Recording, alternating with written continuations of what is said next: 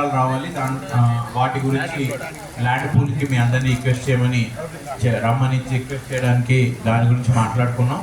రెండోది ఏదైతే 70 ఎకరాలు మనం రోడ్లలో అలాగే దీంట్లో పోయిందో దేనికైతే పిఎన్ ఇచ్చినామో అది మనం ఇప్పుడు చదివాం. మూడో విషయము గ్రామకంఠం ఎగ్జంప్షన్ ఇచ్చి మాకు గ్రామకంఠం కింద వదిలేయండి అని చెప్పి మీలో చాలామంది రిక్వెస్ట్లు పెట్టుకొని ఉన్నారు. ఇక్కడ మా దగ్గర 85 మందికి సంబంధించిన రిక్వెస్ట్లు ఉన్నాయి. వాటన్నిటికీ సంబంధించి జిల్లా జాయింట్ కలెక్టర్ గారి ఆధ్వర్యంలో ఒక కమిటీని వేయడం జరిగింది. వారు రాబోయే 2-3 రోజుల్లో వచ్చి వాటిని పరిశీలించడం జరుగుతుంది. వచ్చే ముందు వారు మీ అందరికీ 85 మందికి కూడా వ్యక్తిగతంగా ఇన్ఫార్మ్ చేసి మీరు మీ భూమి దగ్గర ఉంటే వారు వచ్చి భూస్థితిని పరిశీలిస్తారు. గ్రామ కంఠాలకు సంబంధించి ప్రస్తుత కమిటీ తీసుకోగలిగే నిర్ణయం 2-3 విషయాల మీద ఆధారపడి ఉంటుంది. దయచేసి మీరందరూ గమనించగలరు. అదేమిటంటే 2014 డిసెంబర్ 8వ తారీఖుకి భూ స్వభావం ఏమిటి, అది వ్యవసాయానికి వాడుతున్నారా వ్యవసాయేతర కారణాలకు వాడుతున్నారా అనేది అది ముఖ్యమైనది. వ్యవసాయేతర కారణాలకు వాడుతుంటే మాత్రమే ఈ గ్రామకంఠం ఎగ్జంప్షన్ అంటే ఇల్లు లేకపోతే బ్యారను లేకపోతే పాడి పంటలు లేకపోతే షెడ్డు ఇలాంటివి వేసుకున్న సందర్భంలోనే గ్రామకంఠంగా వదిలేసే అవకాశం ఉంది.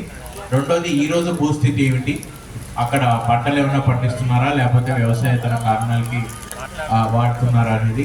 మూడోది గ్రామకంఠం కమిటీకి 10 సెంట్ల వరకు మాత్రమే ఇచ్చే అధికారం ఉంది. ఒకవేళ ఎవరన్నా 50 సెంట్లు ఎకరా 2 ఎకరాలు వంటివి అప్లికేషన్ పెట్టుకున్నా మీ అప్లికేషన్ పెట్టుకోవడంలో తప్పులేదు.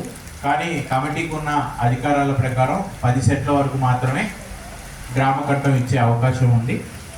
నాలుగోది ఆల్రెడీ మీకు ఏమన్నా గ్రామకంఠం కింద ఎగ్జంప్షన్ ఇచ్చున్నారా, అయితే అది ఎందువల్ల ఇచ్చున్నారు, మరి అది ఇచ్చిన తర్వాత కూడా మీరు ఏ కారణం చేత కొత్తది అడుగుతున్నారు. ఈ 4-5 విషయాలు కూడా పరిశీలించి కమిటీ నిర్ణయం తీసుకుంటుంది. సో దాని గురించి కూడా ఏమన్నా ఇష్యూస్ ఉంటే మీరు చెప్పచ్చు. కానీ నిర్ణయం తీసే అధికారం జిల్లా యంత్రాంగం అంటే మొదట చేసింది సిఆర్డిఏ, దాంతో చాలామంది రైతులు ఏకీభవించలేదు. కాబట్టి ఇప్పుడు సిఆర్డిఏ ఇన్వాల్వ్మెంట్ లేకుండా జిల్లా యంత్రాంగం ఆధ్వర్యంలో ఇది జరిగితే మరికొంత బెటర్గా జరిగే అవకాశం ఉంటుందనే ఉద్దేశంతో వారికి ఈ బాధ్యతలు అప్పగించడం జరిగింది. వారు వచ్చి మొత్తం ప్రదేశాలన్నీ కూడా విజిట్ చేయడం జరుగుతుంది. సో నా వైపు నుంచి నేను చెప్పదలుచుకుంది ఇవి.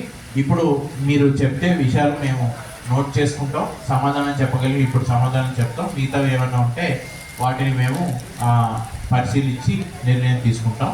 దయచేసి మైక్ ఏదైనా ఉంటే ఇవ్వండి, ఎవరైనా మాట్లాడదలుచుకుంటే మాట్లాడండి.